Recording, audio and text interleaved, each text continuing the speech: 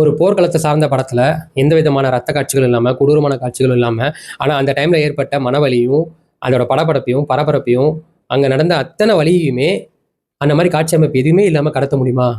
அது சாத்தியமா? அப்படின்னு நெறைய டவுட் வரும். அத சாத்தியமாக்கியிருக்காங்க நீல் ராட்டிங்.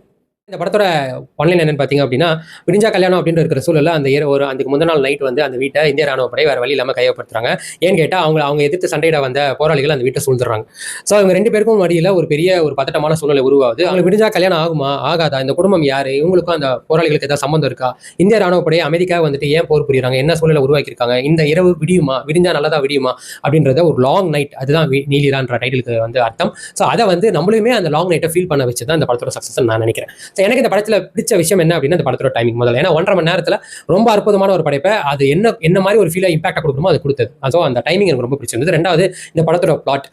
இதை வந்து எப்படிப்பட்ட படமாவும் இன்னும் 1 மணி நேரத்துக்கு எக்ஸ்டெண்ட் பண்ணி கூட பலவிதமான ரொம்பவே வந்து எமோஷனல் சீன்ஸையும் ரொம்ப பார்க்கவே முடியாத ஒரு காட்சிகளையுமே ரத்தமும் சதியமா கொடுத்துருக்கலாம். பட் அதை கொடுக்காம அந்த டைம்ல அந்த மாதிரி காட்சிகள் என்ன வலியும் வேதனையும் என்ன பரபரப்பையும் எவ்வளவு எமோஷனலாகவும் ஏற்படுத்துமோ அதை இந்த காட்சி அமைப்பு மூலமா ஏற்படுத்தியிருக்காங்க. ஸோ அது வந்து மிகப்பெரிய விஷயம். அது ரைட்டிங்ல இருந்தாதான் உண்மையிலே கற்பனையா இவ்வளவு தூரத்துக்கு எந்த மாதிரி ஒரு எந்த விதமான காட்சி அமைப்பும் இல்லாம அந்த டைம்ல உள்ள படப்படப்பை கடத்த முடியாது. ஸோ அந்த விதத்துல உண்மையிலேயே அந்த திரைக்கதையும் அந்த கதையும் இவ்வளவு அழகா எழுதுனதுக்கும் கொடுத்ததுக்கும் டேரக்டருக்கு ஒரு பெரிய ஹேட்ஸ் ஆஃப். ஸோ எனக்கு அந்த விதம் ரொம்ப பிடிச்சிருந்தது. 3வது இந்த படத்தில் நடித்த அத்தனை நடிகர்கள் ஃப்ரேம்ல ஒரு சீன் வந்தா கூட அதுக்கு ஜஸ்டிஃபைடா பண்ண அத்தனை கேரக்டர்ஸ் அவ்வளோ பேருமே, முக்கியமா இந்த படத்தோட ஹீரோயின் உண்மையிலேயே ஒரு இடத்துல அந்த ரூம்குள்ள வந்து அவங்க அழுது புலம்புற சீன்ல பேக்ரவுண்ட்ல வெறும் வாய்ஸ் மட்டும் தான் நடக்கும். அந்த டைம்ல ஹாஸ்பிட்டல் அவங்க காதலனோட பேசிட்டு இருக்கிற கான்வர்சேஷன் மத்தியில் ஒரு துப்பாக்கி சத்தம் கேட்டு அந்த ஹாஸ்பிட்டலே பரபரப்பாயிடும். அடுத்தடுத்த காட்சிகள் ரொம்ப நல்லா இருக்காது. அந்த சவுண்ட் மட்டும் தான் நம்மளுக்கு கேட்கும். ஒரு பேச்சுக்கு கூட அவங்க அந்த இடத்துல பிளரி சீனா கூட காட்டியிருக்க மாட்டாங்க. பட் அந்த வலியும் வேதனையும் அவங்களோட நடிப்பு மூலமே நம்மளுக்கு கடத்திருப்பாங்க. அந்த பின்னணி இசை மூலியமா நம்மளுக்கு கடத்திருப்பாங்க. ஸோ அந்த விதத்துல ஹேட்ஸ் ஆஃப் அவங்களோட ஆக்டிங். அண்ட் தென் அவங்களோட காதலனா வர ஒரு கேரக்டர், அது போராளிகள் படையின் தலைவனா இருப்பாரு.